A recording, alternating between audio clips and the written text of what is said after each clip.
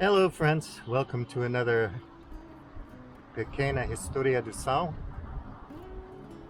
my brief history of heaven. I'm over by the Obidos Castle, riding my bike around here today between Obidos Castle and Lagoon, Obidos Lagoa, Lagoa do Obidos. There's a lot of beautiful farms and it's really pretty, really pretty. So it's a wonderful place to ride around. I was making a video earlier, but I think the lighting sucked. And so now I think the mic sucks because I brought the wrong thing. So I don't have a mic. So I know the wind is going to cause problems. So I will do this again later, but I wanted to say I had a lucid dream last night or this morning. It was fantastic. Basically, I was talking to somebody, they handed me an object and they said, what do you think about this object? I think it was in the context of wanting to create something. And so I looked at it and I remembered when I was a little kid in the house of my parents' friend. They were out horseback riding and I was there as a child, lying on the floor, looking through a open window with some curtains, and through the light I could see the dust particles floating around. And I just marveled at that for hours, it seemed like. That's my memory anyway. And I've done that with other things, like in Japan once I just sat around and watched dragonflies for hours. It was crazy. And I wasn't tripping. No substances. I was just sitting there looking at those dragonflies. And I've had a number of experiences like that, and it reminded me that when I'm present, when I'm establishing a relationship with my current moment, I'm not trying to be Buddhist or anything like that, it's just my own experience, right? Something opens up and I start to feel really alive and connected, and I start to get ideas and I start to feel free.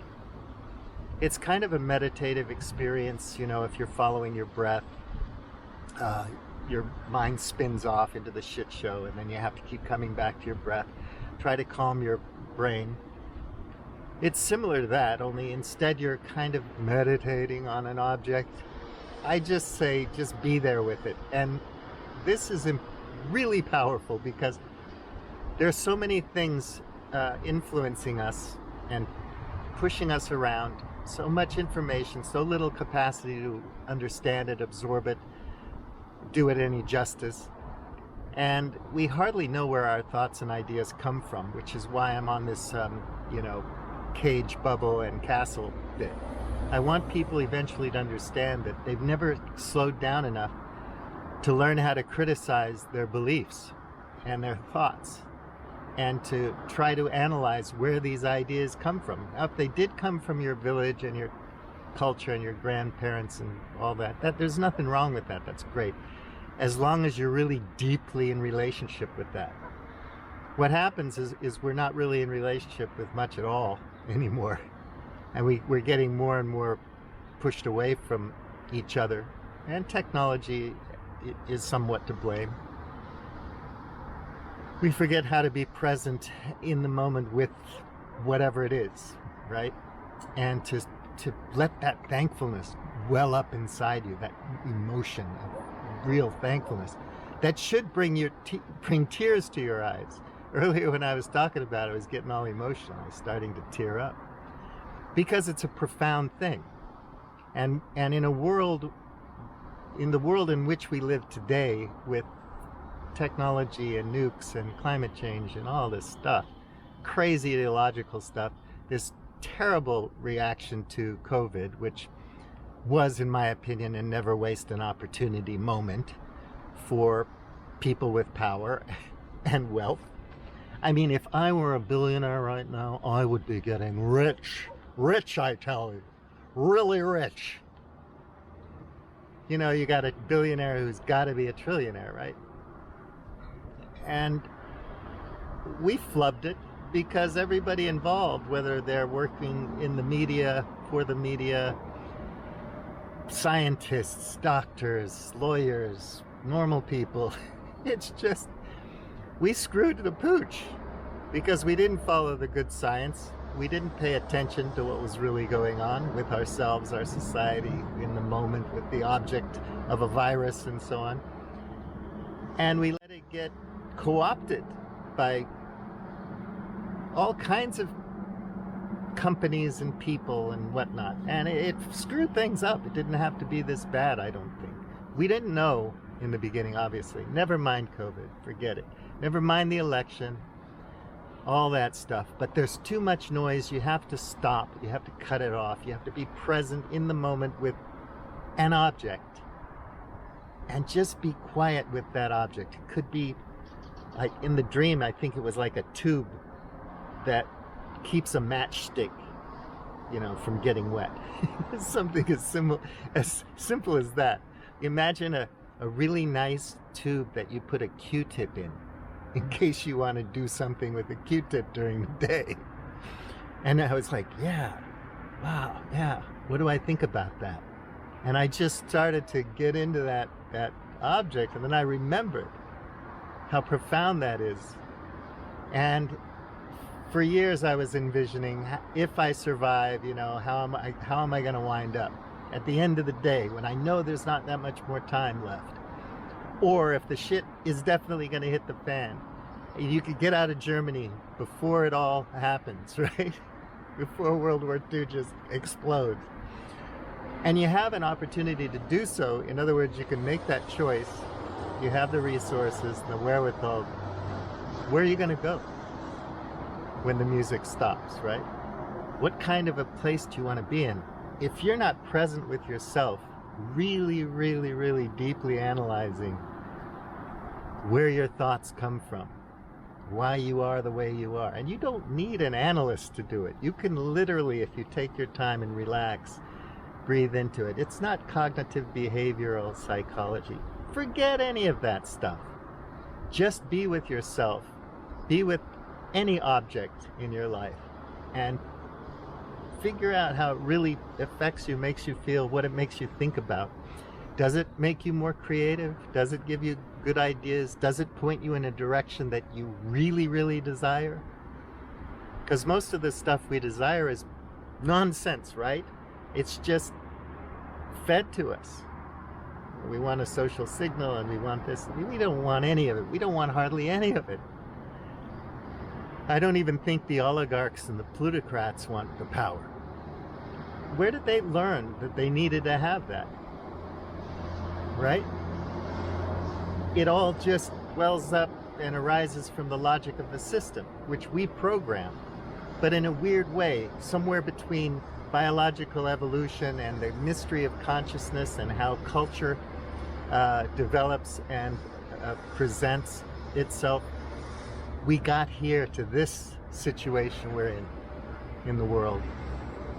And wherever you are, you may be so happy and comfortable that you never think about any of this stuff, which is fine. But understand that it is true that when things fall down, go boom, it happens really fast. So if you can be present with any object in your life and really connect with it, really have a relationship with that, and listen to where it's taking you. If it's taking you to a good place, hang on to that. Follow that little thread, that little pathway. Because you have a chance to put yourself into a situation where during the end, whether you're sick or whether something terrible happens or, you know, natural disasters, anything, you're in a good place. You're already in that place. your moments become bigger, more profound, more beautiful, and that thankfulness for everything comes up. And we can't like be good stewards of the environment and be good to each other if we don't understand that thankfulness. You know, anybody who disagrees with you, who you hate because they're on the other side of an ideology, go embrace them. Find out what it is that they really, really, really want deep down. Why is that monster truck so important? Why is that, you know, Extinction Rebellion so important? And why is that gun fetish, the knife fetish, the whatever it is? Why? You know, sit down and figure that out and listen to people. You might find there's something profound there that you can relate to and learn something from. And if we do that, maybe enough of us will become aware of just how important all of this is. This whole incredible biosphere that we're part and parcel of, that we'll actually start to make choices for our own lives, in our own lives, with our own communities, that make sense. Less ill health, not as pathological, more peaceful, more happy. It's never going to be perfect. I'm in a really nice place. I didn't need the secret to get here. I just knew in my core what I wanted, and that I was going to go towards that. And if I didn't get clipped, if I didn't get killed, maybe I'd get there. And then the scariest thing I thought about when I was thinking about all that is, when I get there, am I going to waste it? By not being present, by not taking my time, by not really understanding my relationship with all of these wonderful things around me and people. Don't waste it. If you're in a good place, make it better by really, really being there with it, letting that relationship, that connection, unleash the love and the appreciation that you have, and the ideas and the creativity. You know, every idea is derived on other ideas. So if you really are present with a little tube that you can put a Q-tip in for whatever reason, and that's really important to you, it could lead to other things. More profound things, insights, awakenings, new inventions. We got to do that, my friends. So anyway, I'll stop here. The last video I made, I think, is too much. I hope this wasn't too much. And I appreciate you if you watch this. Don't be afraid to call me. We can always talk. Okay, I'm going to turn the camera around and show you this cool olive tree. Awesome. What a view, huh? I'm just below the castle here. I don't know if you can see it between the tree. There's a parapet. Man, I'll tell you, the more you practice with words, the words come back, even if you're in cognitive decline. So peace, be good to each other, have some fun, all right? Thank you. Bye-bye. And if I go back by the roads, I have to go way over there, just to stay on the ridges where the roads are. Everything is hills, rolling hills. And we don't have roads that go down the hill and up the hill straight over. We got roads that go connecting to the hills like this. So it takes a long time to get back this way. This other direction may be impractical. I don't know, but I'm gonna try. I'm sorry I didn't wear my harness to video this because it should be interesting. But I'll see if I can get straight back, because I can see my village from here, but I can't get there unless I go way over there. So I'm gonna give it a shot. My village is just over that hill, the next hill over. So the idea is to go down to the lagoon that's down there and then ride along the lagoon around that hill as a shortcut and then back up the other side. Wouldn't that be cool if it works? the lagoon. Now I have to see if I can get over to that road over there. This is a really lovely fishing spot. And this guy just caught a fish. Super big one too. Wow, that's really nice. You have to have a license, but it's really easy to get. You can go to a multi-banco and get your license to fish. That was a long downhill dirt road. You have to be mindful of your braking on those roads because the front brakes are very strong. You have to be careful. Like I said, when you fall down, go boom, it happens fast, and you cannot control the outcome when you lose your balance and equilibrium and you fall. It's not like Olympic diving. You know, you train to do that. You can control the outcome, but before you get to the point where you can be a good Olympic diver, you're going to fall down. You're going to have many screw-ups, and you can't control the outcome when you have a break in your equilibrium or your balance. The mystery is, how far does this reservoir of water snake back into the valley here? Could be pretty far. So it might not be a shortcut after all. It's a mystery. The verdict's in. It's not a shortcut. I would never have found that out had I not gotten lost and gone down this trail. That's where I came from. This is where I'm going. I have to get to that ridge somehow. It's going to be a long, long, long time.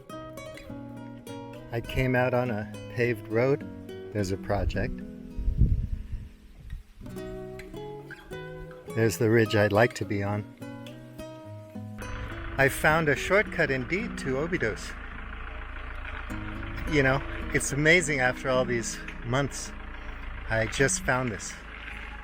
So it's cool. So if I turn at this old schoolhouse and go down that hill, I'll get up to the other ridge and then down into Obidos.